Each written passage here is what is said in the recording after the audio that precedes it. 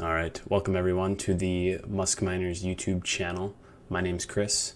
Today I'm going to be going over how to fix a viral L3 Plus control board. I know that there's a lot of viruses going around, and this could be one method to help you out and fix your board. It's pretty straightforward, and I have all the steps and links below, but I'll make sure to go through each step individually in this video. So hope I can help you out and we get your miner up and rolling. So going through the steps that I have listed below, let's go step 1. We're going to download 2019 NAND recovery file. So click the link, it'll bring you to this page. You're going to click download on this top right file, okay? It'll be the 179.31 megabytes L3 Plus SD card firmware. You click download that, and we can move on to step 2. So once you have step 1 completed, that would be the download of the NAND file. You'll want to go down to the description and download the remsig file and the tar file, and we'll need those for later, so just make sure you know where they're at. Once you have the 3 files downloaded, you're going to want to download Aliasher.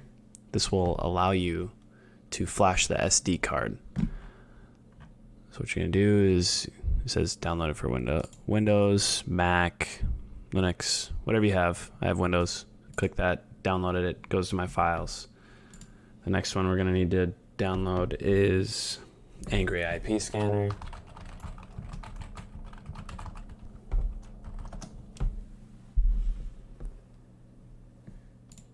So you'll want to click free download, then go to 3464-bit, and then download it and make sure to run as administrator. So this is the micro SD card I used. I'll put a link in the description below for that. It's just on Amazon. And then I needed an adapter for my PC. One with a micro SD port. See that right on the top? There is also a regular SD port. I'll put a link to that in the description as well. Alright, once you have your SD card inserted, you can open Files, go to this PC, you see Devices and Drives, get your USB drive that's in, right click, and go to Format. So you're going to go to File System and make sure it's on FAT32 and click Start. If it is not in FAT32 format, it will not work. Okay, so once you have Aliasher downloaded, you'll open it up. This is what it'll look like. You'll click Flash File, go to your downloads, make sure you select the recovery NAND disk image file, select the SD card you will be using. After selecting the SD card, you can select flash, and it's going to be about 2 to 5 minutes, so if you haven't removed the board from the ASIC, you can do so now. Let's go over some of the materials you guys should use. So let's I'll show you these tweezers I got. I'll put a link to that in the description.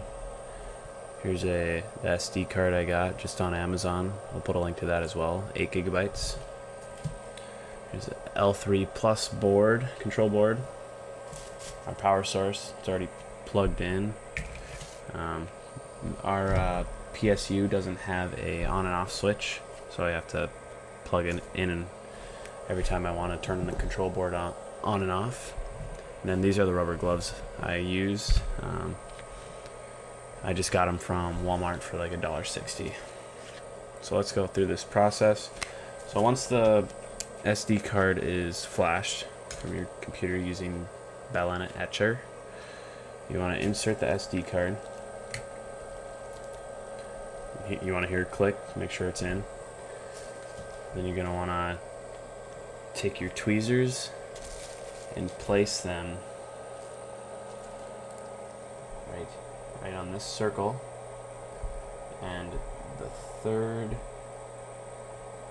notch right there. So it'll look something like this. So you want it to look just like that.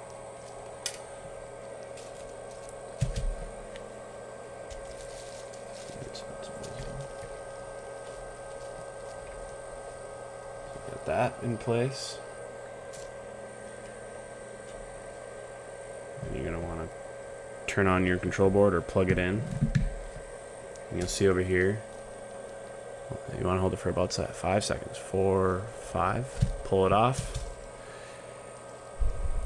And this should turn off in about 15 seconds. Maybe 10.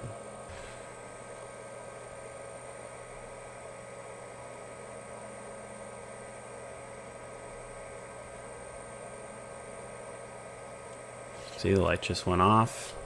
Should take about 20 to 30 seconds for the lights to come back on. It'll be on for about 10 seconds and then they'll start to flash. When they start to flash, you can unplug your control board and remove your SD card.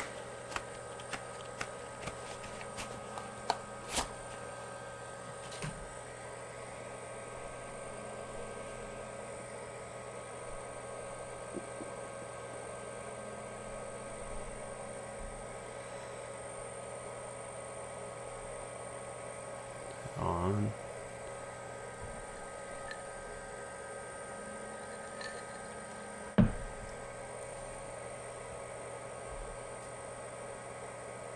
Begin to flash. You can unplug or turn off the control board, remove the SD card, and plug it back in. At this point, you'll be able to wait, or you should wait about 1 minute for the control board to boot back up, and then insert your Ethernet cord and begin finding the control board on Angry IP Scanner. However, sometimes Angry IP Scanner does not show the IP address, so you could either use Bitmain IP Reporter or BTC Tools. You see the green lights start flashing.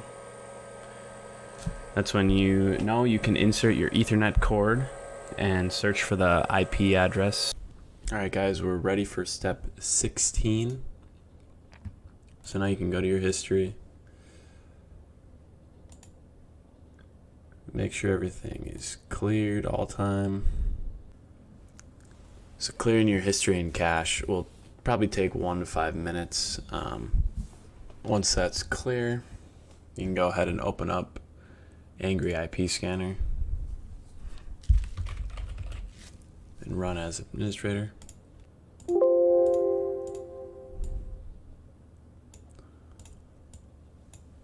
Alright. Make sure you plug your Ethernet cord into your board after you power it on for about 1 to 2 minutes. And start the scan. So Angry IP Scanner actually didn't work for me. A method you could try before you start the scan is hold down the IP reporter button on the L3 Plus control board for about 5 seconds. That may help show the IP address. That's what I had to do with the Bitmain IP reporter, which I'll go through next. So I have a link to IP reporter in the description below this video. So you're gonna put the link in your search bar, scroll down, go to download IP reporter, click download,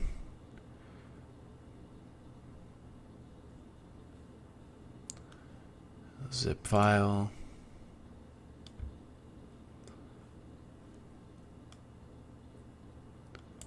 once it's downloaded, open it up.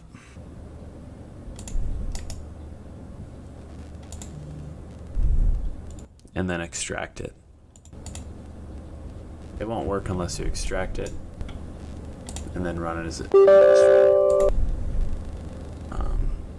It'll ask you if it's okay for this process to make adjustments to your computer, you'll say yes, and then you'll start the IP reporter. Hold down that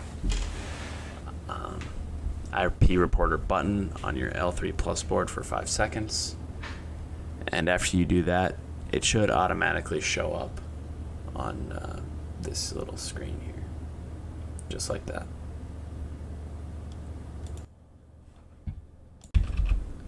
So now that you have the IP address, you're going to enter it into your search bar. Click search, and then do the password and username is root, and you should be able to log in. So once you get into the interface, you're going to want to go straight to administrator and change the password. So right now my password is root. Change it to motor. You can change it to anything other than root. Save and apply.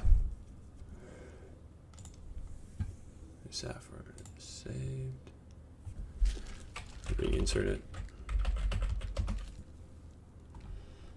Alright, so once you're on the upgrade page, you're going to want to go to choose file. And remember the 2 files we downloaded earlier from the description below. We're going to start with the remsig tar file and flash that. So that's not going to work. That's going to kind of just trick the system initially. Then we're going to go back and go to the Antminer L3 Plus latest tar file. And we're going to flash that.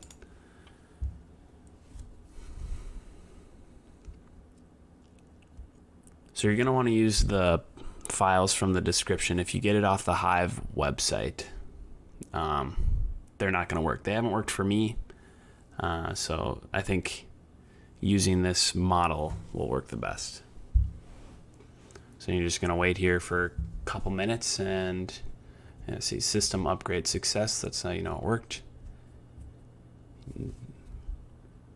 Once it's all done, you're going to want to go to miner configuration, delete the virus pool that's in there, put in your own, and then select save and apply, and you guys should be good.